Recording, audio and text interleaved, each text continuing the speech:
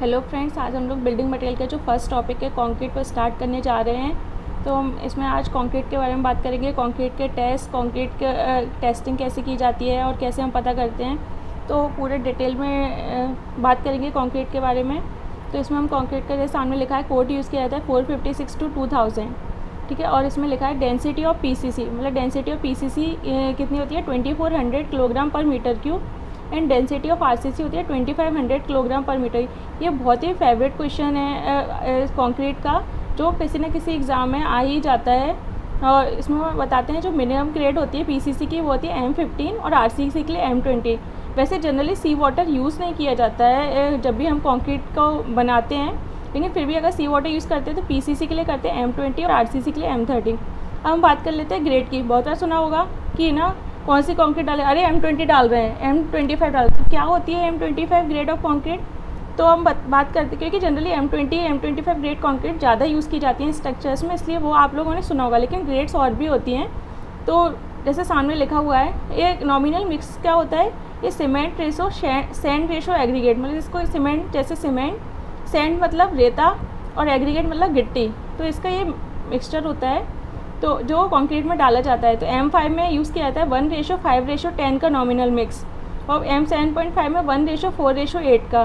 जैसे सामने मैंने फ्रेंड्स लिखा भी हुआ है। इसमें कैसे करते हैं, इसकी एक ट्रिक भी है कि आप 1:1:1 लिख लो और फिर उसके बाद जब एग्रीगेट हो तो सैंड का डबल कर दो। अब हम बात करते हैं एग्रीगेट की। एग्रीगेट टू टाइप्स के होते हैं, फाइन एग्रीगेट, कोर्स एग्रीगेट।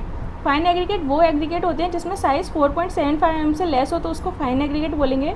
और अगर कोर्स एग्रीगेट वो एग्रीगेट होते हैं जिसका साइज 4.75 mm से ग्रेटर होता है। कोर्स एग्रीगेट के एग्जांपल है जैसे ग्रेवल होता है, सैंड हो जाता है, एक कोबलर होते हैं या फिर बोल्डर्स होते हैं। और फाइन एग्रीगेट जैसे क्ले और सिल्टस के एग्जांपल हैं। अब बात करते हैं एग्रीगेट के टाइप्स की। एग्रीगेट 4 टाइप्स के होते हैं, राउंड, एंगुलर, फ्लैकीनेस एंड एलोंगिनेशन। लेकिन जनरली जो कंक्रीट में यूज़ किए जाते हैं वो 2 ही टाइप के एग्रीगेट किए जाते हैं, राउंड और एंगुलर। और राउंड और एंगुलर के बारे में बात करते हैं। तो ये जो राउंड एग्रीगेट होते हैं इसकी वर्केबिलिटी बहुत हाई होती है, लेकिन स्ट्रेंथ एंगुलर से तो कम ही होती है। इसलिए और जनरली जो एग्रीगेट हम लोग प्रेफर करते हैं वो एंगुलर एग्रीगेट प्रेफर करते हैं। अब ये टाइप ऑफ एग्रीगेट्स, तो test of aggregates. Test of aggregates में फर्स्ट टेस्ट जो हम देख रहे हैं वो है क्रशिंग टेस्ट।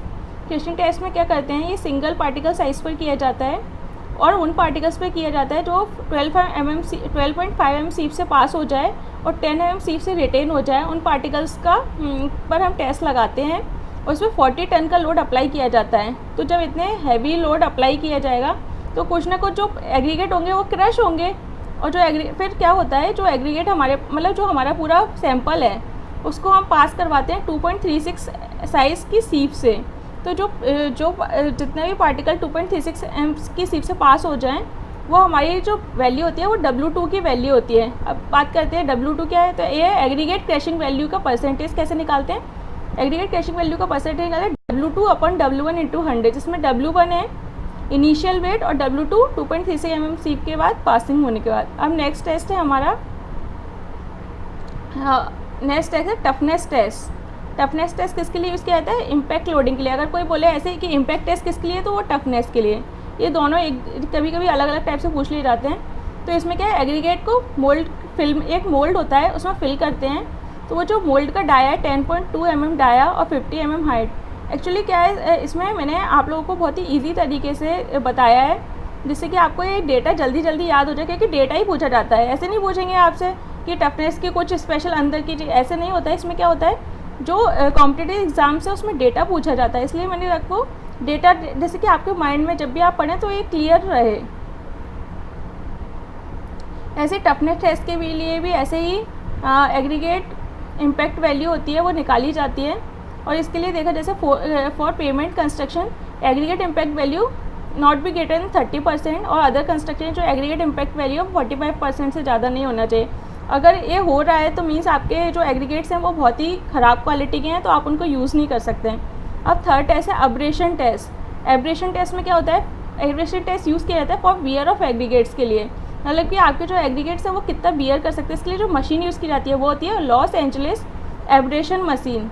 और एग्रीगेट का जो सैंपल होता है उसको एक सिलेंडर टाइप का कंटेनर होता है, उसमें लिया जाता है सैंपल को। और उसको क्या रोल करवाया जाता है, और उसमें कोई क्या होता है, स्टील की बॉल्स डाल दी जाती है 6 to 12। इनका जो साइज़ होता है वो 390 से 445 ग्राम का कोई साइज़ होता है। उसको जो हमारा सैंपल होता है उसके साथ डाल दिया जाता है, और इसमें सामने लिखा हुआ है कि इसमें 33 RPM और 500 टाइम्स उसको रोटेट करवाते हैं, और जो हमें एग्रीगेट मिलता है उसको 1.76 mm की सीप से पास करवाते हैं, और उससे हमें मिलती है एग्रीगेट अब्रेशन वैल्यू। तो एग्रीगेट अब्रेशन वैल्यू में जिसमें W2 की वैल्यू होती है weight of aggregate passing through 1.76 mm सीप, मतलब वो एग्रीगेट्स यूज़ किए जाते हैं जो 1.76 mm से पास हो गए हों। तो ऐसे ही हम एग्रीगेट अब्रेशन वैल्यू निकालते हैं, और नीचे लिखा हुआ है कि फॉर पेमेंट कंस्ट्रक्शन 30% से ज़्यादा नहीं होनी चाहिए एग्रीगेट अब्रेशन वैल्यू, और अदर कंस्ट्रक्शन के लिए 50% से ज़्यादा नहीं। एक्चुअली फ्रेंड्स यही डेटा बार बार पूछा जाता है अगेन अगेन किसी न किसी क्वेश्चंस में, इसलिए मैंने स्पेसिफाई करके लिख दिया है। और ये है फ्लैकीनेस टेस्ट। फ्लैकीनेस टेस्ट भी सेम ही होता है, बस इसमें एक चीज़ स्पेशल है कि इसमें वो एग्रीगेट्स लिए जाते हैं जिसके size less than 0.6 into D minimum से लेस हो, और सेम ही होता है, और फ्लैकीनेस इंडेक्स 15% से ज़्यादा नहीं होना चाहिए। Thank you so much friends.